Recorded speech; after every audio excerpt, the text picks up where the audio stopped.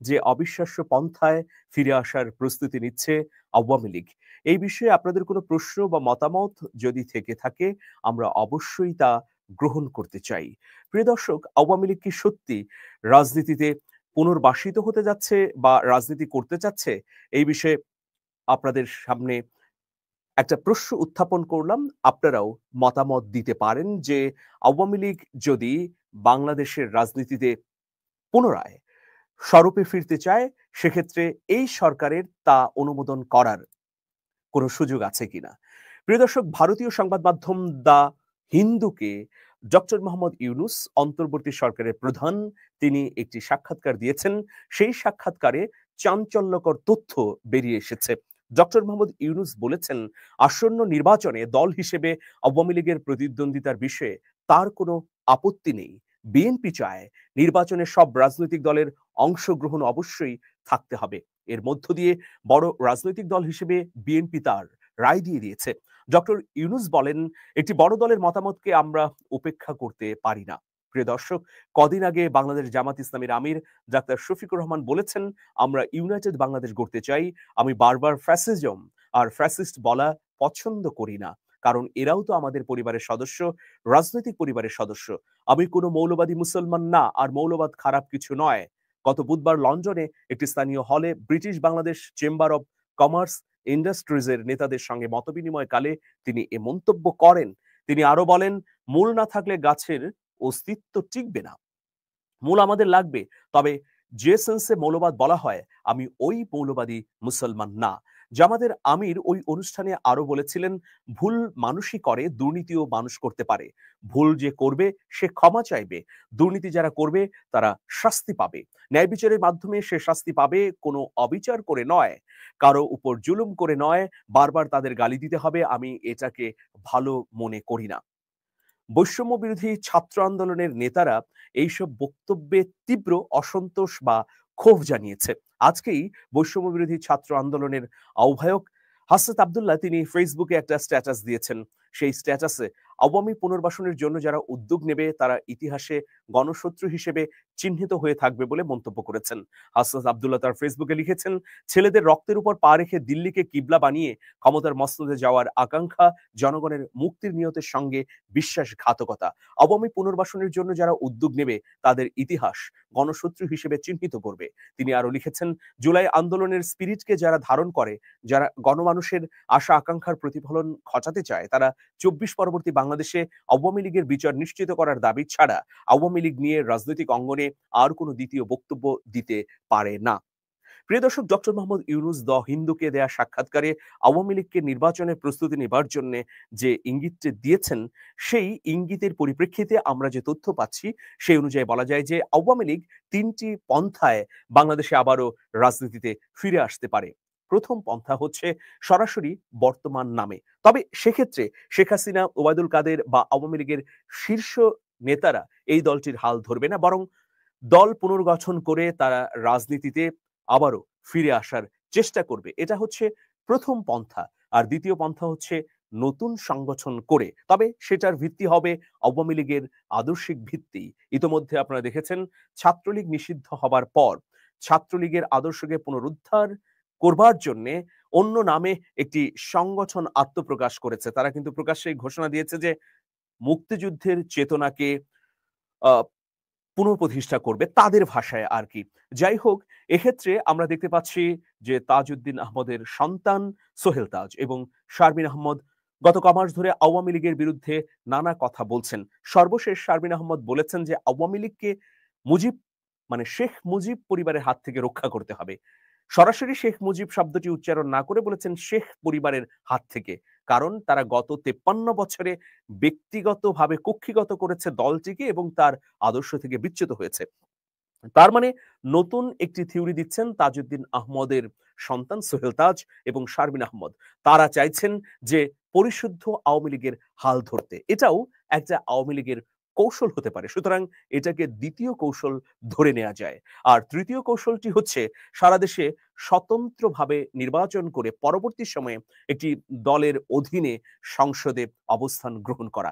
এক্ষেত্রে পাকিস্তানের ইমরান খানের একটা উদাহরণ আমার সামনে রয়েছে। আপনারা সবাই জানেন পাকিস্তানের ইমরান খান পিটিআই এর পক্ষ থেকে সর্বশেষ নির্বাচনে তার নেতাকর্মীকে অংশগ্রহণ করাতে পারেনি। কারণ পিটিআই কে নিষিদ্ধ করা হয়েছে, দলের প্রতীক নিষিদ্ধ হয়েছে, নিবন্ধন বাতিল হয়েছে। ইমরান খান যেভাবে রাজনীতিতে ফিরে এসেছে, বা ইমরান খান যদিও পাকিস্তানে বিপুল জনপ্রিয়, এখন ইমরান খানের এই কৌশলটিকে সামনে রাখতে পারে বলে বিভিন্ন তথ্য নিশ্চিত করছে, যদি তারা প্রথমে মানে দল পুনর্গঠনের মাধ্যমে স্বনামে, দ্বিতীয়ত তারা নতুন নামে তবে আদর্শিক ভিত্তি হিসেবে আওয়ামী লীগের আদর্শকে ঠিক রেখে, এই দুটো পন্থায় যদি না পারে, তাহলে তৃতীয় পন্থা হচ্ছে স্বতন্ত্রভাবে নির্বাচনের মাধ্যমে বাংলাদেশের রাজনীতিতে ফিরে আসবে। এখন প্রশ্ন হচ্ছে, গণহত্যার বিচারের জন্য আন্তর্জাতিক অপরাধ ট্রাইব্যুনালে ইতোমধ্যে কার্যক্রম শুরু হয়েছে, তাহলে তার কি হবে? সরকারের একটি বিশ্বস্ত সূত্র বলছে, আন্তর্জাতিক অপরাধ ট্রাইব্যুনাল স্বাভাবিকভাবে তার কার্যক্রম পরিচালনা করবে। সেক্ষেত্রে কোনো বাধা দেওয়া হবে না। মানে আওয়ামী লীগের নেতাদের বিরুদ্ধে যে বিচার শুরু হয়েছে, এই বিচারের পরিপ্রেক্ষিতে তদন্ত সাপেক্ষে অপরাধ প্রমাণিত হলে বিচার চলবে, রায় হবে এবং রায় বাস্তবায়ন করা হবে। এক্ষেত্রে বিচারকে স্বাভাবিক গতিতে পরিচালনা করা হবে। আর অন্যদিকে আওয়ামী লীগের মধ্যে যারা বিচার সংশ্লিষ্ট নন, যারা গণহত্যার সঙ্গে যুক্ত নন, তারা যদি নির্বাচন করতে চান, তাহলে সেটা করতে দেবে এই অন্তর্বর্তী সরকার। এমনটি ইঙ্গিত দিলেন ডক্টর মোহাম্মদ ইউনূস। প্রিয় দর্শক, এখন একটি প্রশ্ন সবার সামনেই আসে যে, আওয়ামী লীগ কি তার স্বনামে, স্বভাবে আগামী নির্বাচনে অংশগ্রহণ করতে পারবে? সেক্ষেত্রে ওই যে বললাম, ৩টি কৌশল সামনে আছে এই দলটির। এখন ২টি কৌশলে ব্যর্থ হলে তৃতীয় কৌশল প্রয়োগ করে তারা পুনরায় রাজনীতিতে আসার চেষ্টা করবে।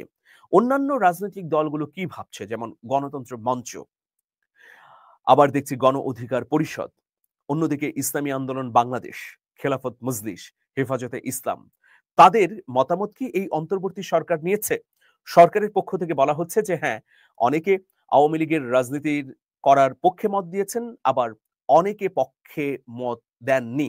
তবে মোটা দাগে বিএনপির মন্তব্যকেই তারা গুরুত্বের সঙ্গে বিবেচনা করছে। বিএনপি বলছে যে আওয়ামী লীগ আসলে তাদের কোনো সমস্যা নেই। এক্ষেত্রে আওয়ামী লীগ কি আসলে আওয়ামী লীগের মতো করেই আসতে পারবে? সেক্ষেত্রে অন্তর্বর্তী সরকারের একটি সূত্র বলছে যে, আওয়ামী লীগের যেসব নেতা অপরাধের সঙ্গে যুক্ত নন, যাদের বিরুদ্ধে কোনো অভিযোগ নেই, তারা যদি নির্বাচন করতে চায় বা নির্বাচনের প্রস্তুতি গ্রহণ করে, তাহলে সেক্ষেত্রে কোনো ধরনের বাধা প্রদান করা হবে না। বরং একটা লেভেল প্লেইং ফিল্ড তৈরি করে তাদেরকে নির্বাচনের সুযোগ দেয়া হবে। প্রিয় দর্শক, সবশেষ কথা হচ্ছে যে জনগণ কি ভাবছে?